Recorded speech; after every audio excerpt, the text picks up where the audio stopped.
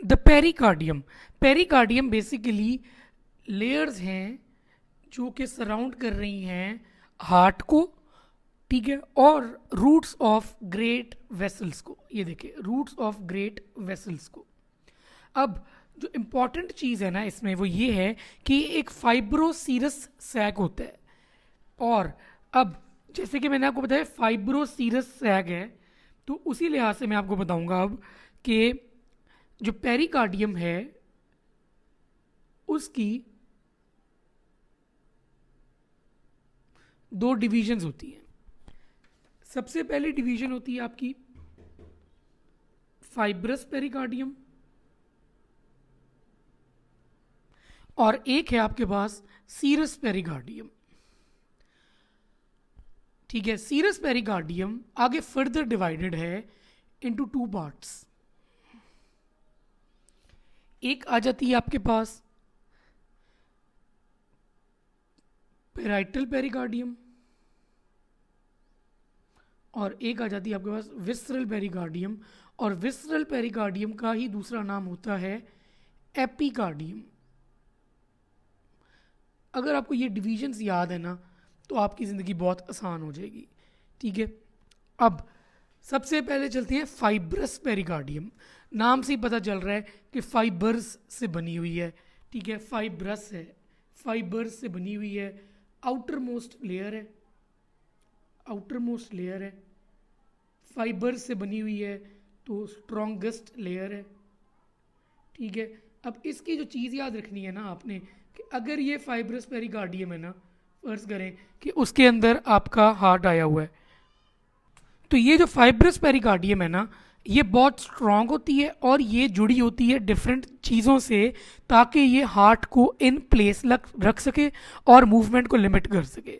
तो अगर कोई पूछता है कि कौन सी चीज़ हार्ट को इन प्लेस रखती है और मूवमेंट को लिमिटेड रखती है, तो वो है फाइब्रस पेरिकार्डियम। ठीक है, मूवमेंट को limited and keeps heart in place. ठीक है, ये एक आध दफ़ा पूछा गया है, तो ये आप जेहन में रख लें।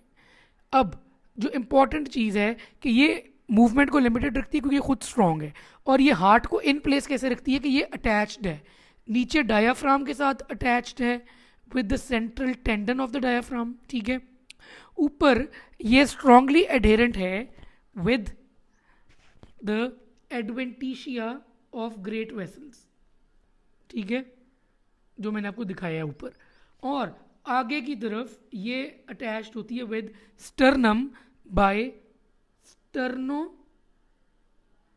Pericardial ligament. ठीक है, ये तीन चीज़ें आपने जेहन में रखनी है।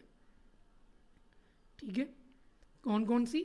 नीचे सेंट्रल टेंडन के साथ अटैच्ड है, ऊपर एडवेंटिशिया ऑफ ग्रेट वेसल्स के साथ अटैच्ड है, तो ये हार्ट को एक जगह पे रखती है, और आगे ये अटैच्ड है with sternum via sterno pericardial ligament, ताकि वो हिल ही ना सके हार्ट। ठीक है, तो ये है फाइब्रस पेरिकार्डियम।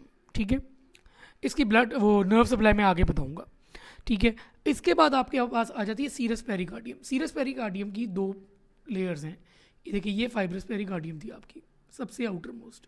अब आती है सीरस पेरिकार्डियम। सीरस पेरिकार्डियम की दो लेयर्स हैं, एक है पेराइटल जो बाहर की तरफ है, और एक है विसरल जो विसरा के साथ है, मतलब कि जो कि है अटैच्ड विद द हार्ट, जो बिल्कुल हार्ट के साथ अटैच्ड है। अब पेराइटल पेरिकार्डियम से शुरू करते हैं। पेराइटल पेरिकार्डियम जो है, ठीक है, ये बेसिकली लाइन करती है फाइब्रस पेरिकार्डियम को, बिल्कुल उसके साथ स्ट्रांगली अडेरेंट है ना, अटैच्ड है।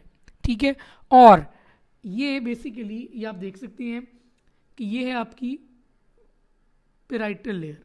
ये पेराइटल लेयर ऊपर जा रही है और इधर से रिफ्लेक्ट बैक होके बना रही है आपकी विसरल लेयर, या विसरल पेरिकार्डियम, या फिर एपिकार्डियम जिसको कहते हैं। ठीक है, यही घूम के आ रही है। ठीक है, तो ये रिफ्लेक्ट करके आपकी विसरल पेरिकार्डियम बना रही है या एपिकार्डियम बना रही है। ठीक है, अब जो इंपॉर्टेंट चीज़ आपने इस चीज़ में याद रखनी है, ठीक है, कि पेराइटल पेरिकार्डियम हो या विसरल पेरिकार्डियम हो, दोनों की दोनों जो है ना ये हैं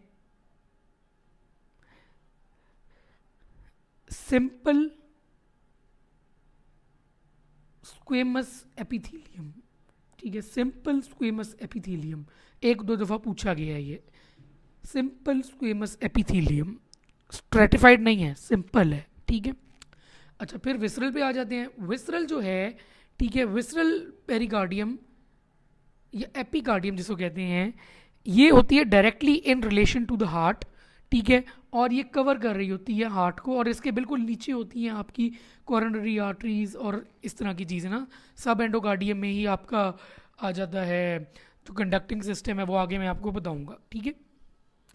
तो ये तो हो गया आपका ओवरऑल ये चीज़। अब थोड़ी सी और डिटेल में जाएंगे यहाँ पे, ठीक है। वो क्या डिटेल है कि आपकी जो विसरल पेरिकार्डियम है, ठीक है, ये वाली, ये सप्लाई होती है via vagus nerve. Vagus, V से विसरल, वी से वेगस, ठीक है, याद रखना है ये। और फाइब्रस, नाम फाइब्रस आ रहा है ना, फाइब्रस, तो फ्रेनिक, फ्रेनिक नर्व से सप्लाई होती है ये।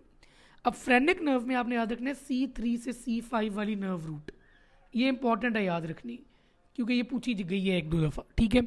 और अगर कोई पूछता है कि बेसिकली आपकी ऐसी कौन सी नर्व है जो कि कैरी करती है पेन ऑफ द पेरिकार्डियम, तो वो फ्रेनिक नर्व ही है जो फाइब्रस पेरिकार्डियम से ओरिजिनेट मतलब कि जा रही है लेके पेन, ठीक है। ये बहुत इंपॉर्टेंट चीज़ है। एक चीज़ आप और याद रख सकते हैं कि यही जो है ना, ठीक है, इसी की पेन जो है वो डर्माटोमल डिस्ट्रीब्यूशन की वजह से इप्सीलेटरल सुप्रा क्लेविकुलर रीजन में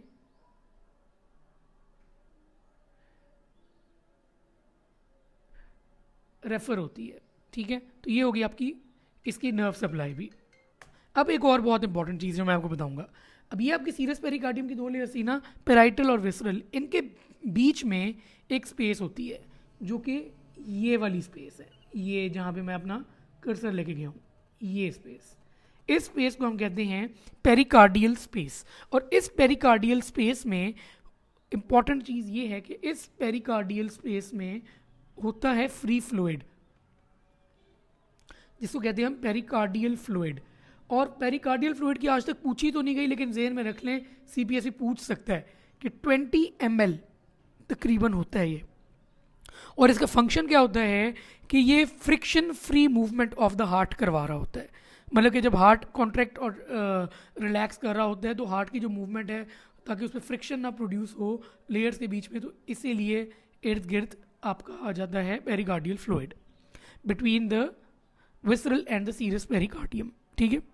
अच्छा, अब एक दो क्लिनिकल एस्पेक्ट्स जो मैं आपको बताना चाहूँगा। देखें, दो साइनसेस होते हैं, ठीक है, दो साइनसेस होते हैं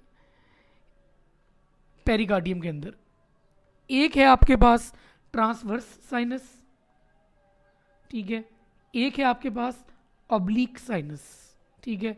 बस ये ज़हन में रख लें, मैंने जिस तरह याद रखा हुआ है, टी से ट्रांसवर्स है ना, ठीक है, तो ये बेसिकली थ्रू एंड थ्रू होता है, कि मतलब खुला होता है। अगर एक तरफ से पेरिकार्डियम में आप सुराख करते हो, इधर से आप फिंगर घुसाते हो, तो वो दूसरी तरफ निकाल देते हैं फिंगर। तो बेसिकली ये यूज़ होता है to isolate aorta and pulmonary trunk from the heart. कोई ऑपरेशन वगैरह करना है तो पल्मोनरी ट्रंक और एओटा को अलग कर देता है, वो हार्ट से दूर कर देता है ताकि वो डैमेज ना हो। और एक है ऑब्लिक साइनस, ऑब्लिक है डेड एंड, डेड एंड या कल्डिसैक जिसको कहते हैं, आगे से बंद है ये, ठीक है। तो ये आपके दो साइनसेस हो गए। तो ये तो था आपका पेरिकार्डियम का पूरा टॉपिक। एक और चीज़ मैं आगे जाके आपको बताता हूँ जो पेरिकार्डियोसेंटेसिस है, जिसके बारे में पूछा जाता है, ठीक है। उससे पहले थ्योरी एक दफ़ा देख लें। The pericardium is a fibroserous sac that encloses the heart and the roots of the great blood vessels. Fibrous pericardium होती है, ठीक है, फाइब्रस पार्ट है, स्ट्रॉन्ग है, लिमिट करता है अननेसेसरी मूवमेंट्स को। ऊपर जो है वो ब्लड वेसल्स के साथ है, एंटीरियरली स्टर्नम के साथ है, और इन्फीरियरली मैंने आपको बताया कि central tendon of the diaphragm के साथ है। फिर सीरस आ जाती है, सीरस जो है उसके अंदर दोनों पेराइटल और विसरल लेयर्स आ जाती हैं। पेराइटल लेयर जो है वो फाइब्रस के साथ स्ट्रांगली एडेरेंट है, ठीक है, और वो घूम के वापस आ जाती है, विसरल लेयर बना देती है, ठीक है। और दोनों की दोनों मैंने आपको बताया था सिंपल, कौन कौन सी हैं, सिंपल स्क्वेमस एपिथेलियम, ठीक है। अब पेरिकार्डियल कैविटी जो है वो बीच में आ जाती है इनके, और पेरिकार्डियल फ्लूइड जो मैंने आपको बता दी है। अब मैं आपको थोड़ा सा पेरिकार्डियोसेंटीसिस का बताता हूँ। अब पेरिकार्डियोसेंटीसिस है कि आपने पेरिकार्डियल फ्लूइड जो है पेरिकार्डियल टैप करना है, या पेरिकार्डियम जो पेरिकार्डियल स्पेस है उसके अंदर अपनी नीडल घुसानी है और फ्लूइड निकालना है। जैसे कार्डियक टेम्पोनाट वगैरह अगर हो जाती है ना, तो उसके अंदर पेरिकार्डियम जो पेरिकार्डियल कैविटी है उसके अंदर ब्लड वगैरह जमा हो जाता है, तो आपने उस वक्त पेरिकार्डियोसेंटीसिस करनी है। अब पेरिकार्डियोसेंटीसिस करते कहाँ पे हैं? देखिए इसकी दो अप्रोचेस हैं, ठीक है। जो हमें याद रखनी है वो एक ही है, वो है लेफ्ट स्टर्नम। देखिए हार्ट लेफ्ट पे है ना, left sternum, 5th to 6th intercostal space, ये इंपॉर्टेंट है। Left sternum, 5th to 6th intercostal space, ये स्टर्नल अप्रोच है of the pericardiocentesis. Left part of the sternum, ठीक है, towards the left of the sternum, 5th to 6th intercostal space, बहुत important चीज़ है, इसलिए मैंने बार बार रिपीट की है ये। अब इसमें पूछा नहीं गया लेकिन ज़हन में रख ले कि डैमेज क्या क्या होता है। एक है इंफीरियर थायराइड आर्टरी हो सकती है डैमेज, कॉरोनरी आर्टरीज डैमेज हो सकती हैं, और तीसरी चीज़ है प्लेरा ऑफ द लंग। ये 3 चीज़ें डैमेज हो सकती हैं, तो ये आप बात जहन में रख लें। ये फिर वही पेरिकार्डियल साइनसिस की बात आ जाती है, एक ट्रांसफर्स है एक ऑब्लिक है। ट्रांसफर्स थ्रू एंड थ्रू है, ठीक है, और बस इसमें सिर्फ ये याद रखें, reflection of the serious pericardium around the ascending aorta and pulmonary trunk, इसीलिए इनको अलग कर रहा है वो हार्ट से।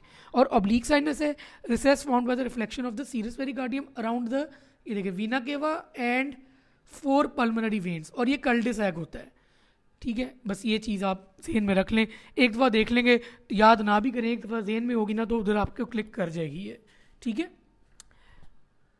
अब हम चलते हैं इसके एमसीक्यूज़ की तरफ। देखिए पेरिकार्डियोसेंटीसिस होती है left of sternum, 5th and 6th intercostal space.